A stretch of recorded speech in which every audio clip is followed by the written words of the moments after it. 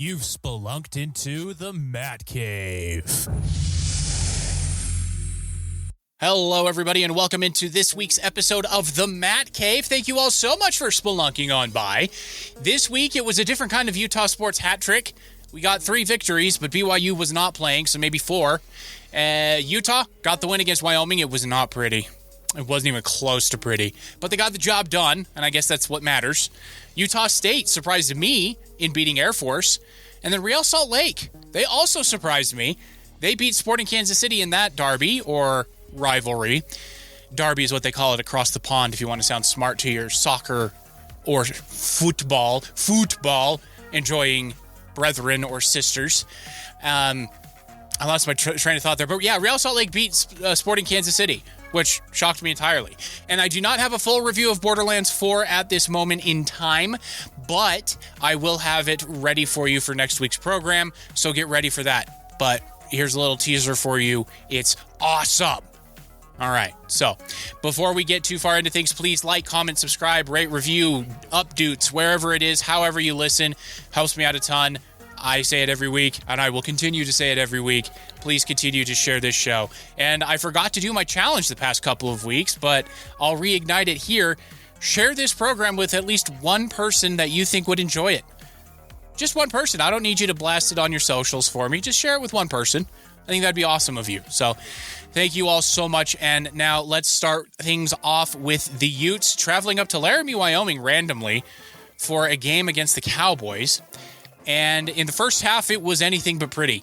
The defense is stellar. I mean, it's up there with BYU's defense. These two schools probably have 2 of the top 5 defenses in the country. And I don't think that's hyperbole in me saying that. I think that's truth, especially if both teams can stay healthy. And Utah has found their new game wrecker in John Henry Daly. That man he's a wrecking ball. That's just all he is. He had 6 total tackles in the game against Wyoming, 4 solo with 2 sacks, and 2 of those were tackles for loss. So he lived in Wyoming's backfield during this game. But the offense racked up a ton of yards in the first half. Just so many yards. But they only came away with 3 points. So the offense got bogged down in the red zone, which, all offenses do, really. The elite ones don't. But the other ones, do. And so with Devin Dampier at the helm, it looked, between the 20s, it looked fantastic. Even backed up like they were a couple of times, like on their own 14, they moved the ball, and they moved it pretty easily. But once it got down into the red area, the wheels kind of came off in that first half. In the second half, they figured it out. They scored 14 points in the 2 quarters, in quarters 3 and 4, and ran away with the game. Wyoming got a garbage time touchdown at the end of the game to break up the shutout. But Utah's defense is legitimate. It is. BYU and Utah have the 2 best defenses in the Big 12, hands down. And I don't see many teams in the Big 12 that will be able to run up a score on them at all. Period. The only ones I can think of that might be able to would be Baylor or Texas Tech. And unfortunately for Utah, they've got Texas Tech on tap this coming weekend with Big Noon Kickoff coming to Salt Lake City. That is Fox Sports, whatever you want to call it, college game day show, I guess. I don't know. The game will kick off at noon, so that's good news for me. I won't have to be up until 2 in the morning. My sister's Diet Coke stash is going to have to remain safe this weekend, I think. But overall, the offense, it looked good until it didn't. They got to the red zone, and there wasn't enough space for Devin Dampier to do his thing, and they don't really have a power runner per se. And then Nate Johnson was back to his old gimmicks, I guess you could say, by fumbling the football. He lost the football as well. So I don't know how much more we're going to see of Nate Johnson, because one thing is certain in a Kyle Whittingham-led team, you turn the ball over, you're not seeing the field. And that was true with Nate Johnson. He had that one carry, and then he didn't really see the field for the rest of the game. So overall, the performance from the defense, absolutely stellar. Anytime you only give up 6 points, and those 6 points were in garbage time, is fantastic.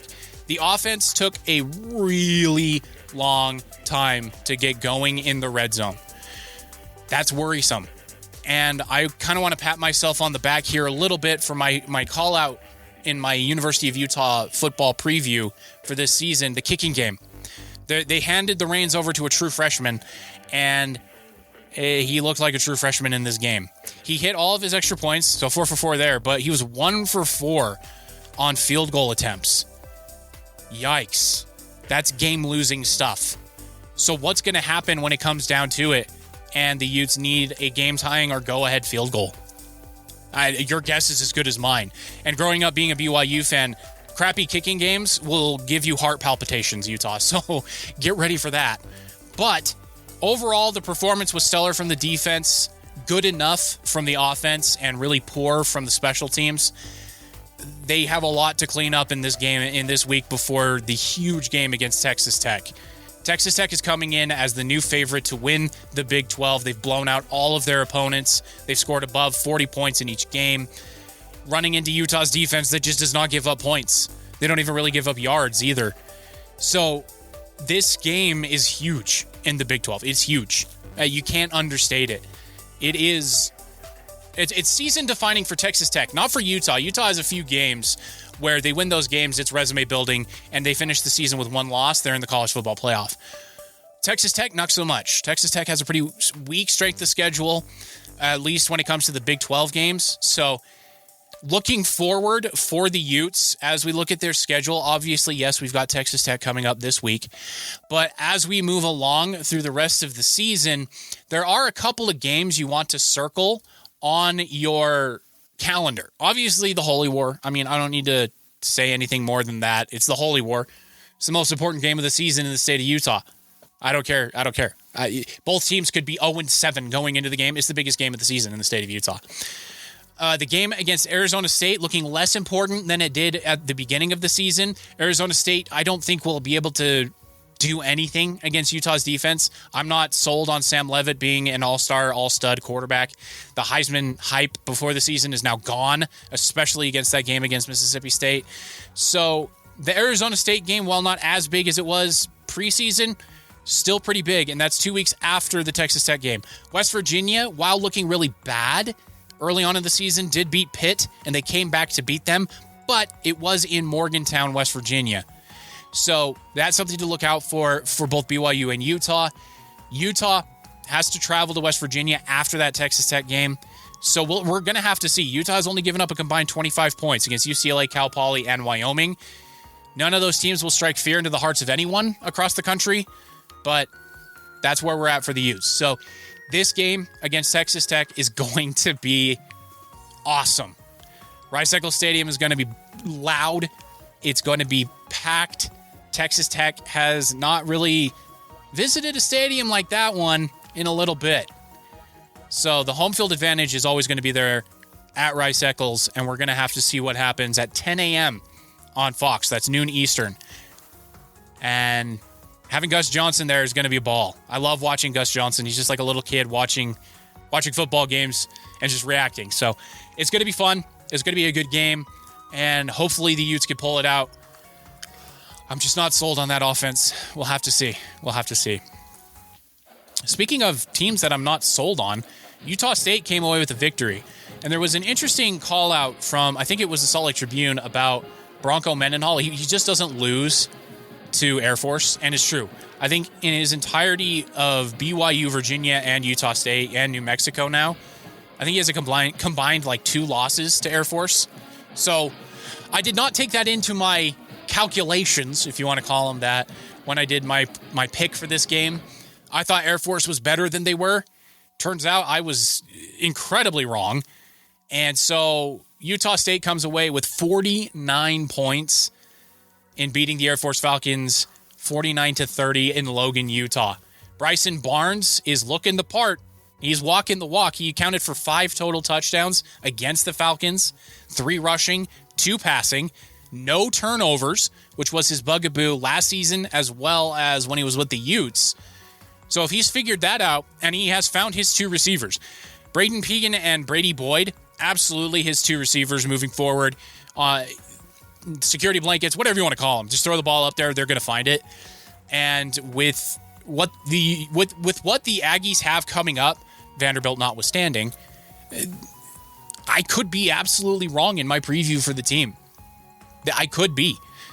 Because I talked about it a little bit last week, but Boise State is no longer an automatic loss. They look lost themselves. Utah State has McNeese up next week. That's a win. McNeese is an FCS school, so 3-1. They're going to go to Vanderbilt. That's a loss. I mean, SEC team. Then they travel to Hawaii 2 weeks after that. They have a week to prepare for the Hawaii game. Hawaii, by no means, is the Hawaii of the 80s and 90s, or even the early aughts. So that could be a win. San Jose State, they look terrible. Their defense is non-existent, which is weird to say for a Ken Niumatalolo-led team. So that could be a win. New Mexico looks interesting.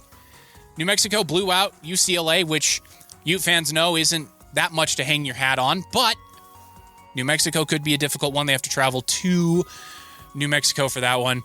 But, I mean, a victory against Nevada, a victory against Fresno, and we're looking at bowl eligibility for the Aggies, even before they get to the game against Boise. So if Bryson Barnes can stay healthy and he can continue his hot streak and not turn the ball over, watch out for the Aggies, because this is something that I was absolutely not expecting. I was expecting this to be a transition year, maybe even a year where Bronco Mendenhall decides, no, coaching is not for me anymore, or he doesn't want to be a part of the Utah State program with, a new athletic director coming in and maybe even a new school president coming in, and there's just a lot of moving pieces behind the scenes and a lot of headaches that any head coach just does not want to deal with. But the product on the field kind of speaks for itself. Miles Davis hit another long run, 30 yards.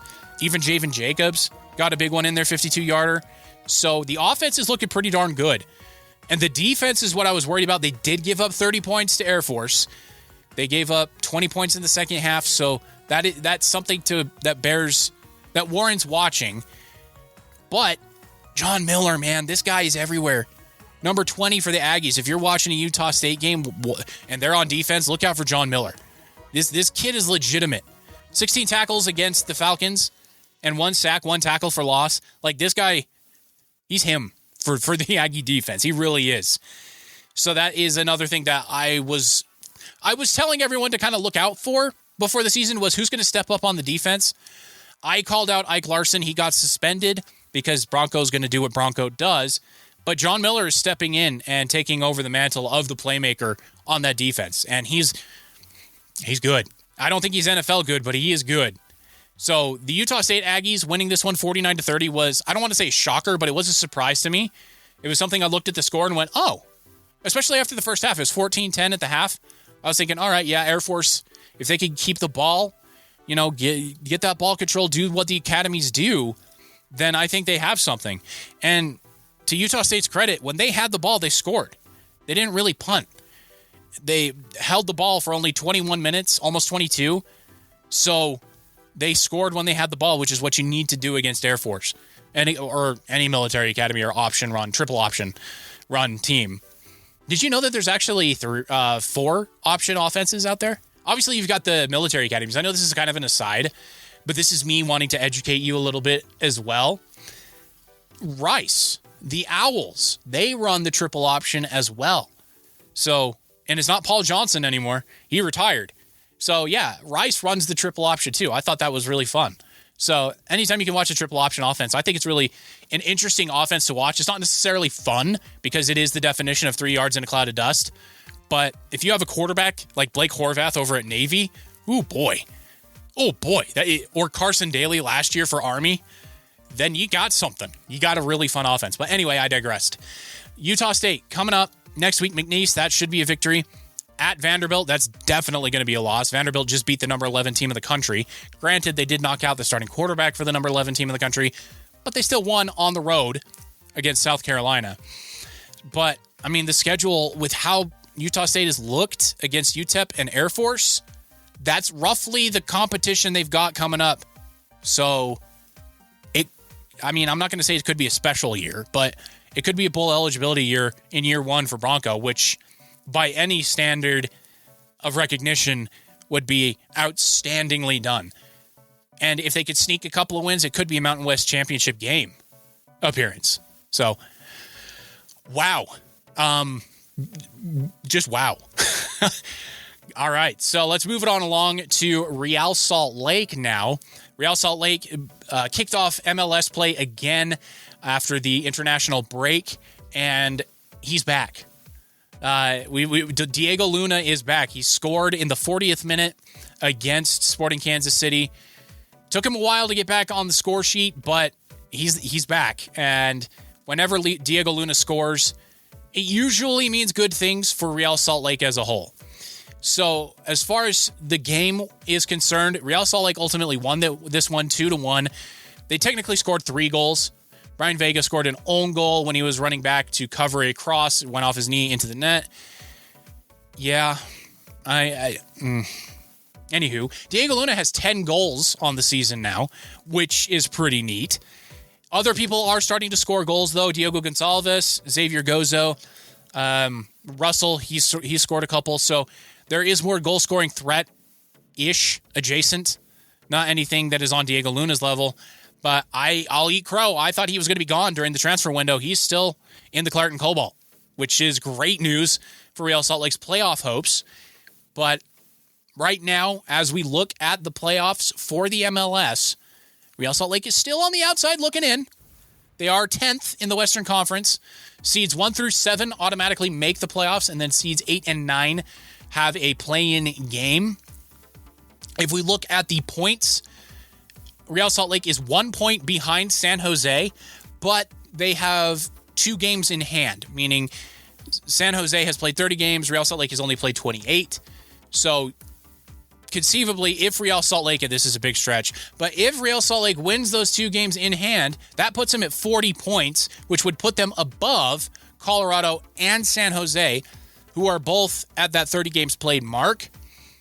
Colorado has 39 points, San Jose has 35, Real Salt Lake has 34. If Diego Luna has caught fire again, it is conceivable to see Real Salt Lake jumping those 2 and getting into the playoffs as the 8th seed in that play-in game.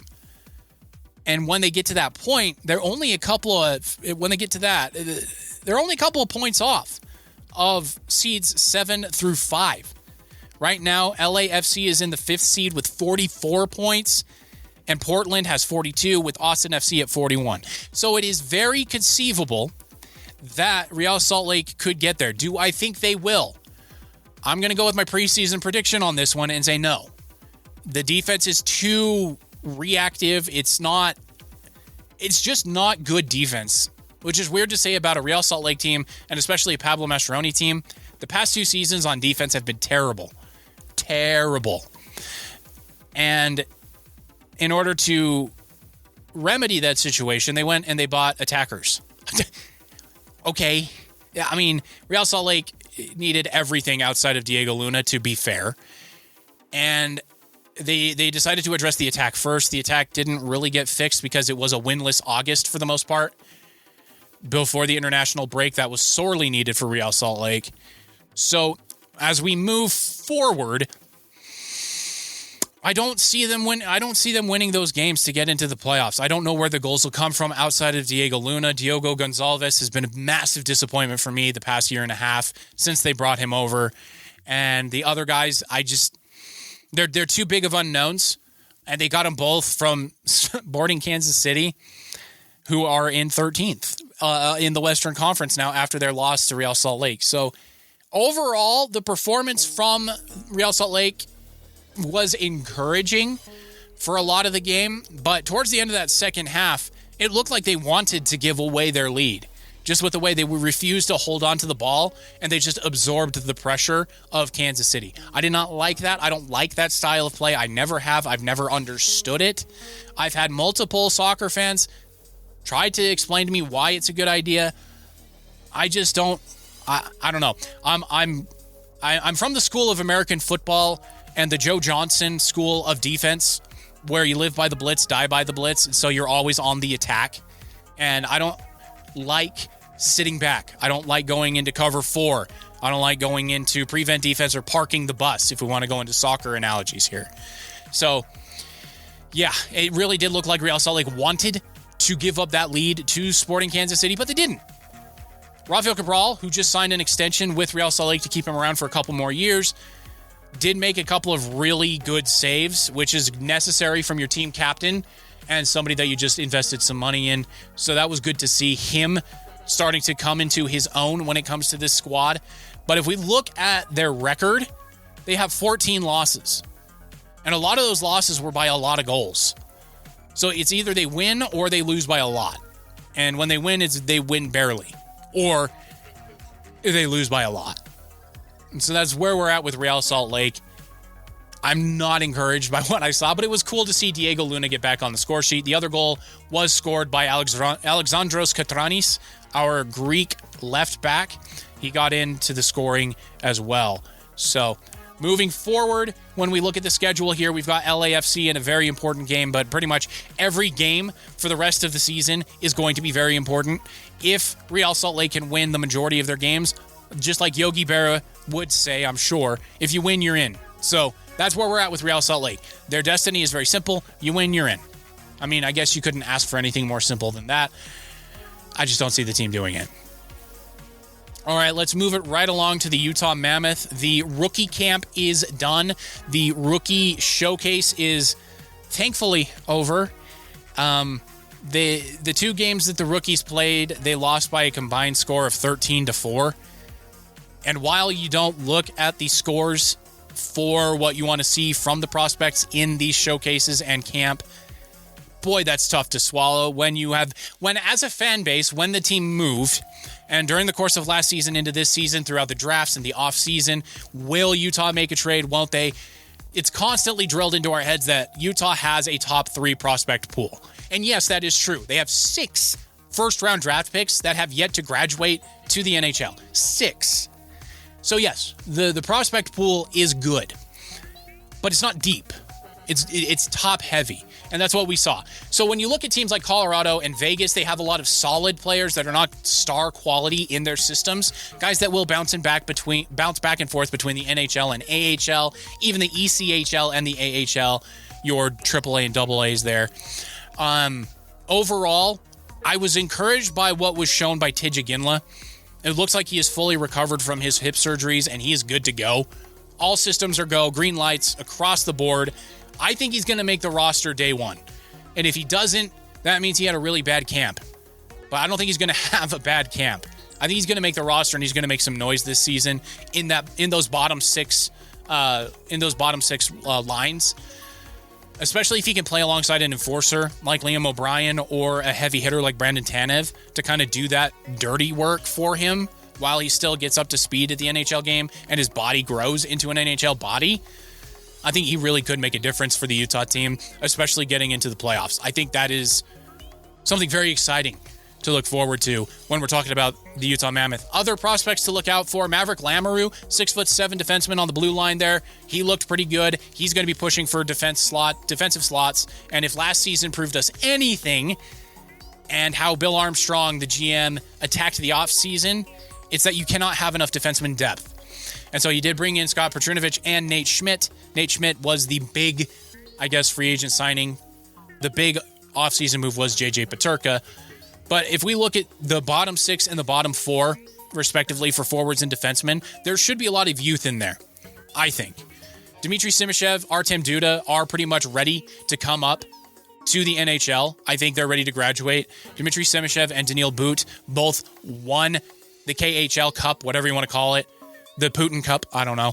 But that they won that in the professional league over in Russia, so they have been playing against adults. So the translation time or getting used to the speed or the North American game shouldn't take that long for those two guys. So I would expect to see them up in Utah Mammoth colors here very, very soon.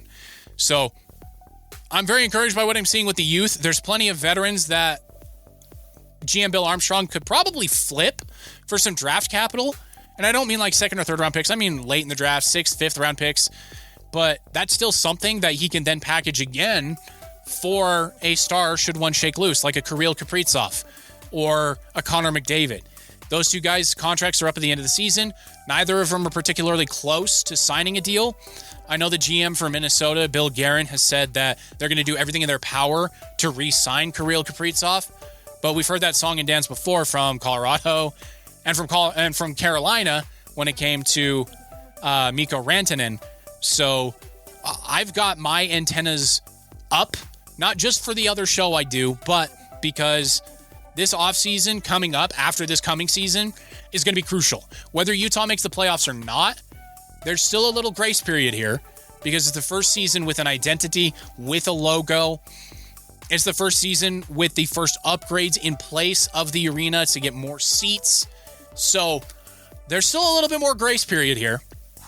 But next offseason, if there isn't that much growth, if it starts to plateau, I expect the front office to turbocharge things and go hard after Connor McDavid, hard after a Kirill Kaprizov, guys that would put Utah over the top and into the playoffs. So the young guys do need ice time in the NHL. They do. That means guys like Ian Cole, Olli Mata, Yusuf Alamaki might be gone. But as we move forward, that will be okay when we get to see guys like Dmitry Simashev, Daniil But, Artem Duda, Maverick Lamoureux, all of these guys. Even Mason Hrabel, he's a goalie in the pipeline.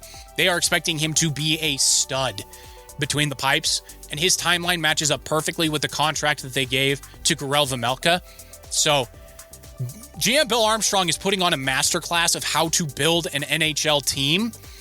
It just needs to come together now. So he's built it.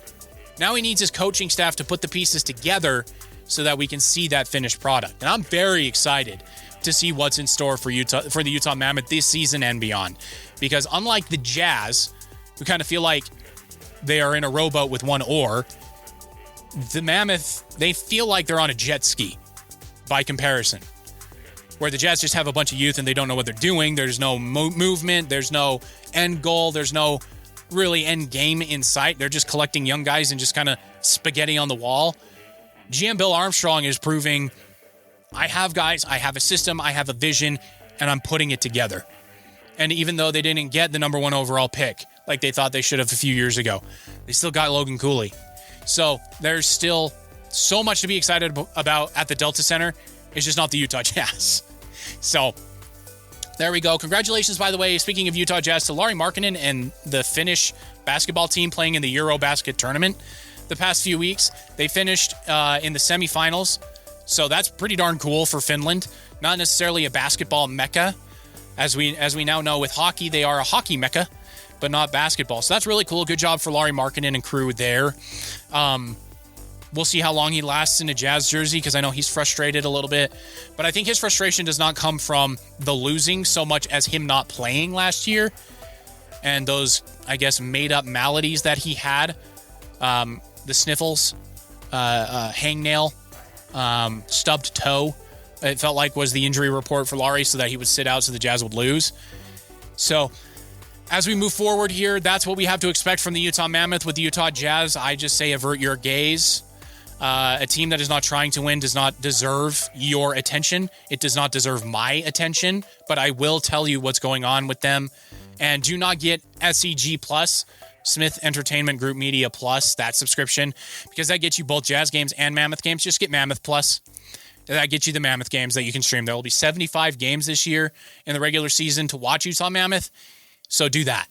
It's a little bit cheaper, and you won't have to deal with terrible basketball and a team that's not trying to win. They are actively trying to lose, and it does not merit your money, your time, or your stress levels. So ignore the Jazz. It'll be best for you. All right, real quick update about video games here. Borderlands 4 is eating up all of my time. I want to get as close to beating the game as possible by next time I record for you. So that will be my focus this week to get hopefully done with Borderlands 4. I have gone through the story and beaten the first of the 3 main bosses before the big bad. And I can tell you that I am thoroughly enjoying this game. It's fantastic. It's a lot of fun. Yeah, it has issues on PC. I don't know how we are in the year of our Lord 2025 and games are still launching to the issues that they are launching at, especially for AAA studios. But here we are, and it's something we all deal with, and it's ridiculous, but I am still enjoying the game. The writing is eons better than Borderlands 3. The stories are great. The characters are fun and funny. They mesh well together. The voice actors do a fantastic job. So yes, this game I think is worth your money right now. I haven't finished the game, so that's not my final verdict, but it is living up to the hype. We'll see as I get further into the game. But that is the show this week, everybody. Thank you all so much for listening, and I will see you all next week when we spelunk back into the Mat Cave. Take care, everybody.